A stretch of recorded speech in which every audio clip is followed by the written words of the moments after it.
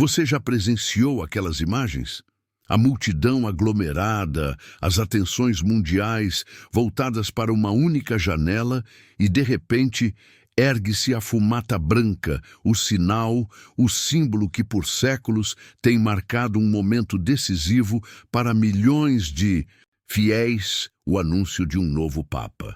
Hoje, mais uma vez, o Vaticano pronunciou-se e o mundo reagiu com expectativa, emoção e também com muitas indagações.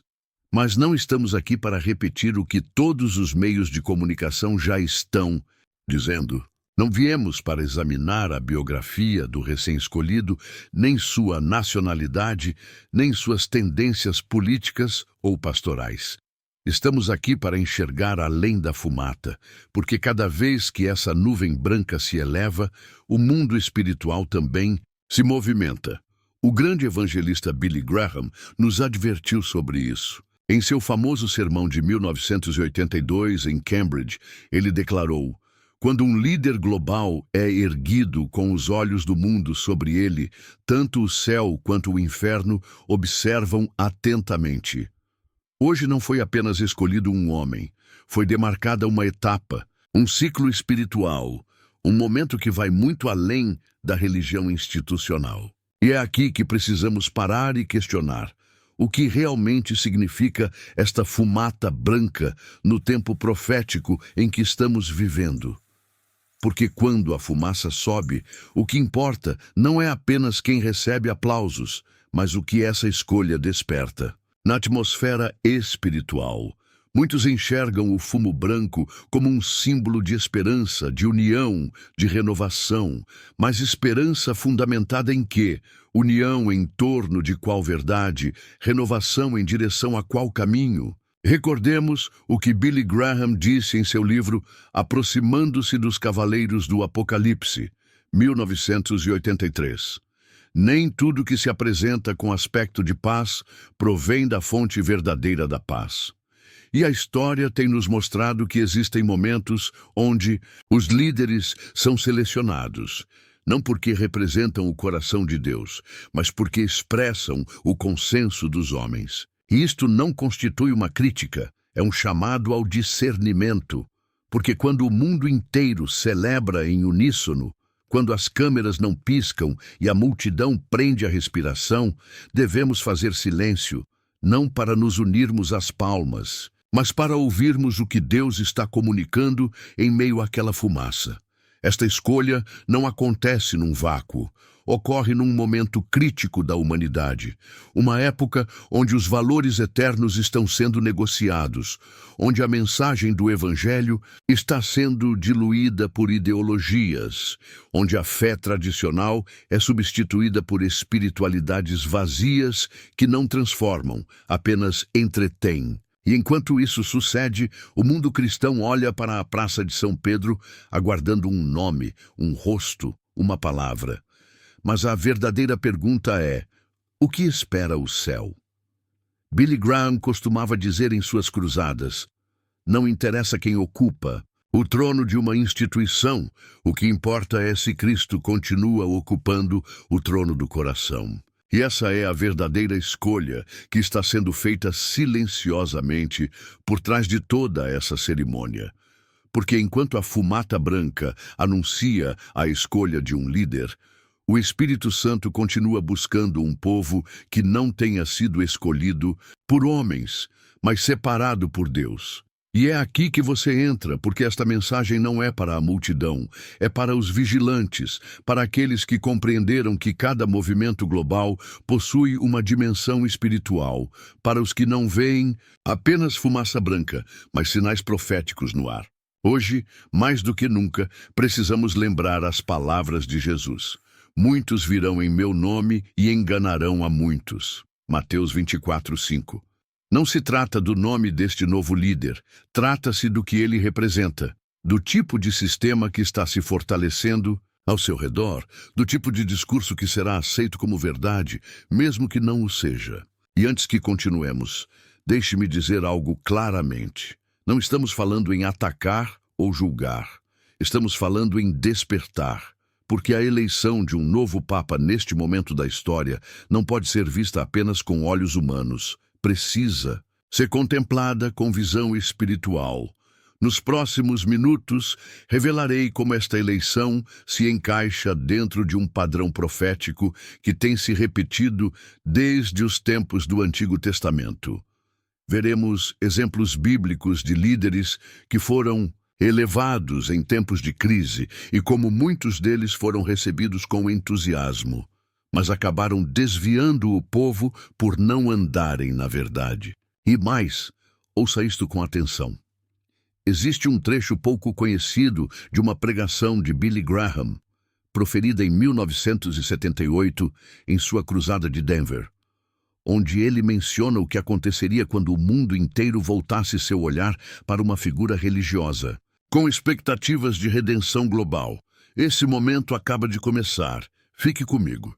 O que virá a seguir mostrará como a fumata branca não apenas marca uma eleição, mas um alerta, uma oportunidade e uma responsabilidade para o povo que conhece a verdade. O que parece um início pode ser o eco de algo muito mais profundo. Isso apenas começa, e o que você descobrirá mudará sua forma de ver a história que está sendo escrita diante dos nossos olhos. Ei, amigo que está assistindo até aqui, se essas reflexões estão tocando seu coração e despertando seu espírito para discernir os tempos em que vivemos, preciso que você faça algo importante agora mesmo. Clique no botão de inscrição e ative o sininho para continuar recebendo estas análises proféticas que vão além das manchetes. E me diga nos comentários, estou vigilante, se você também percebe que precisamos olhar para os eventos globais com olhos espirituais. Sua voz é importante nesta comunidade de pessoas que buscam entender os sinais dos tempos. Agora, vamos continuar nossa análise. Hoje, enquanto milhões celebram a eleição do novo Papa como um símbolo de unidade, esperança e continuidade, nós precisamos parar e observar com calma, com espírito desperto, o que está acontecendo além do aplauso. A fumata branca sempre representou um novo começo para a Igreja Católica, mas também num plano mais profundo. Billy Graham afirmou em seu livro Mundo em Chamas, 1965.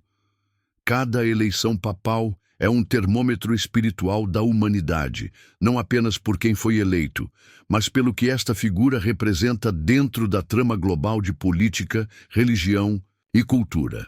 Vivemos em um mundo onde a liderança espiritual tornou-se mais midiática que profética.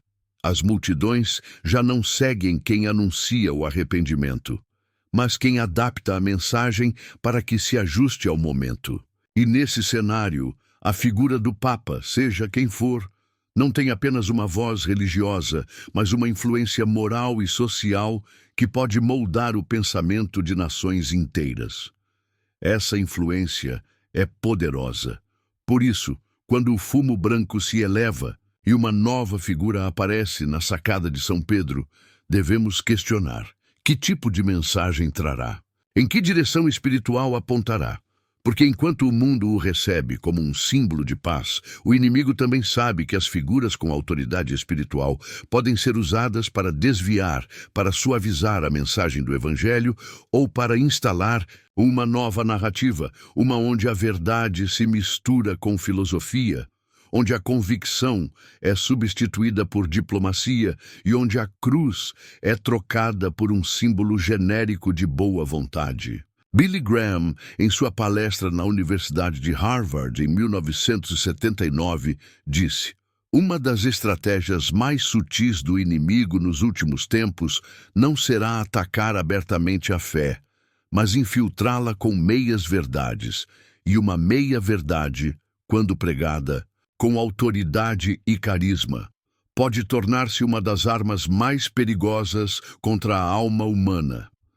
Este novo Papa chega num momento singular, enquanto o mundo busca respostas, enquanto as religiões debatem-se entre tradição e modernidade, enquanto a linha entre o bem e o mal torna-se mais nebulosa para muitos. Sua voz será ouvida e sua voz, sem dúvida, será considerada por líderes mundiais, por organismos internacionais, por jovens sem rumo e por multidões desejosas de direção espiritual. Mas o que acontecerá se essa direção não se alinhar com a palavra? O que ocorrerá se a autoridade que lhe é concedida não for usada para glorificar a Cristo, mas para promover uma fé diluída que não transforma? Não estamos falando de teorias, estamos falando de padrões. Na Bíblia, cada vez que um líder era elevado com apoio humano, mas sem discernimento espiritual, o povo sofria as consequências. O rei Saul foi escolhido pelo povo porque era alto, bonito e tinha presença de rei, mas não tinha coração segundo o de Deus. Em contrapartida, Davi, que foi ignorado no início, foi o ungido pelo Espírito. E o que isso significa para nós hoje? Que não podemos nos deixar impressionar pela imagem, pelo discurso polido, pela emoção do momento. Temos que discernir o fruto, e esse fruto só pode ser reconhecido com o tempo, com atenção e com uma conexão firme com a verdade bíblica. Billy Graham destacou em 1987, falando a uma congregação de pastores em Seattle: o verdadeiro teste de qualquer líder espiritual não está no aplauso que recebe em sua chegada, mas no legado de santidade ou apostasia que deixa após sua partida. Há uma crescente tendência mundial de construir uma religião comum, uma espiritualidade universal na qual todos os credos possam coexistir sem fricção. Soa bem, parece sensato, mas é uma armadilha. Uma fé sem convicção, sem doutrina, sem verdade absoluta, não é fé. É uma forma sem essência. E esta figura que hoje foi eleita, ao ser colocada no topo de uma instituição com influência global, pode desempenhar um papel crucial nesse processo. Não porque tenha más intenções, mas porque o sistema já está projetado para seduzir as nações com uma paz que não vem de Deus, com uma moral que se adapta às exigências do momento, com uma unidade que ignora o fundamento eterno da verdade bíblica. Muitos estão vendo nesta eleição uma nova esperança para o mundo. Falam de pontes, de inclusão, de diálogo, mas pouquíssimos estão falando de arrependimento, de juízo, da necessidade urgente de voltar a Jesus Cristo. E isso deveria nos fazer refletir. Porque quando uma liderança religiosa é recebida por todos sem resistência, quando sua mensagem é aceita por sistemas políticos, econômicos e sociais igualmente, deveríamos perguntar se essa mensagem foi filtrada para agradar a todos ou se ainda conserva a força do Evangelho. Billy Graham advertiu, em sua cruzada de Nova York em 1957, quando todos aplaudem uma mensagem religiosa sem sentir desconforto, é hora de examinar se essa mensagem ainda carrega o poder confrontador da cruz. À medida que se desenvolvem as primeiras aparições públicas do novo Papa, algo fica cada vez mais claro. Sua linguagem está cuidadosamente calibrada. Cada palavra é medida. Cada gesto simbólico. Ele fala de compaixão, de mudança, de uma nova etapa para a humanidade. Mas se prestarmos atenção, algo está faltando. Não há uma menção clara ao arrependimento. Não há uma confrontação direta contra o pecado. Não há uma urgência em retornar à cruz. E esta não é uma omissão menor, é uma redefinição da mensagem. A tendência está clara. Estamos entrando numa era onde a liderança espiritual não só deve ser carismática, mas também estrategicamente neutra. Graham observou isso décadas atrás, quando escreveu em seu diário após encontrar-se com líderes religiosos mundiais em 1974. Hoje vi o futuro da religião global. Fala-se muito de amor e unidade, mas pouco de santidade e verdade. É como se estivéssemos construindo uma Babel espiritual, onde todos falam, mas ninguém precisa se converter. O novo Papa foi apresentado como uma figura de reconciliação, não apenas entre religiões, mas entre valores que antes eram irreconciliáveis. A verdade e a relatividade, a fé e o pragmatismo, a santidade e a adaptação cultural. Seu papel, conforme o que já começou a dizer, não será o de guardião de uma fé imutável, mas o de moderador de uma espiritualidade em constante evolução. Isso é o que torna tão crítica esta etapa. Porque quando um líder religioso se transforma num diplomata global e sua mensagem é modelada para ser aceita por todos, estamos diante de algo mais profundo que uma transição eclesiástica. Estamos vendo uma reforma global do espiritual, onde as antigas divisões doutrinárias se apagam não para produzir verdade, mas para garantir conveniência. Em muitos aspectos, este novo rosto da liderança religiosa torna-se um espelho do que o mundo moderno deseja. Um Deus sem julgamento, uma fé sem exclusividade, uma igreja sem doutrina.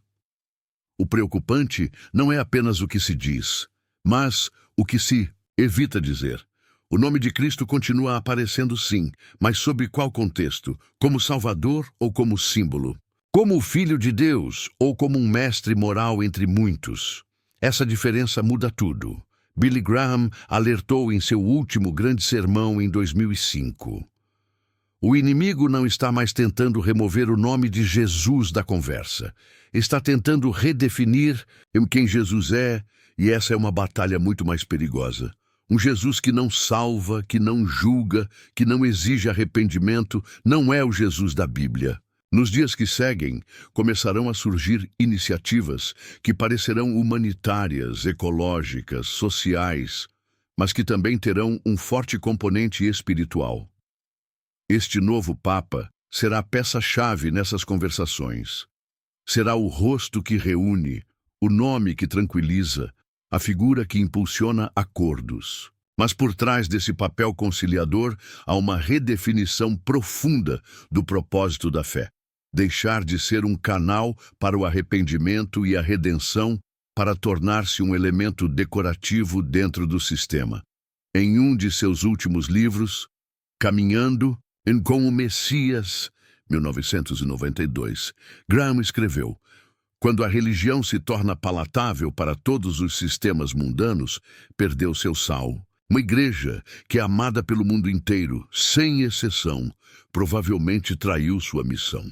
O que estamos testemunhando, se olharmos à luz das Escrituras, não é simplesmente a chegada de uma nova figura de liderança religiosa.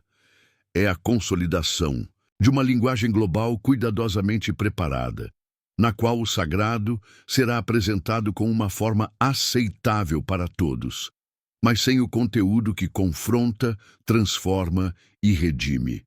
Uma fé que não incomoda ninguém, precisamente porque já não exige nada. E esse tipo de espiritualidade é talvez a mais perigosa de todas, porque em vez de alertar a alma, a adormece. Quando Daniel viu a visão do chifre pequeno, esse líder que se ergueria com palavras suaves, mas com intenções de usurpar o lugar de Deus, a descrição não era a de um ditador brutal nem de um inimigo evidente. Era a de alguém com boca que falava grandes coisas, que parecia sábio, que oferecia paz, mas que lentamente derrubava o que era santo, não com violência, mas com reformas. Não com guerra, mas com acordos, não com persecução direta, mas com substituição progressiva da verdade.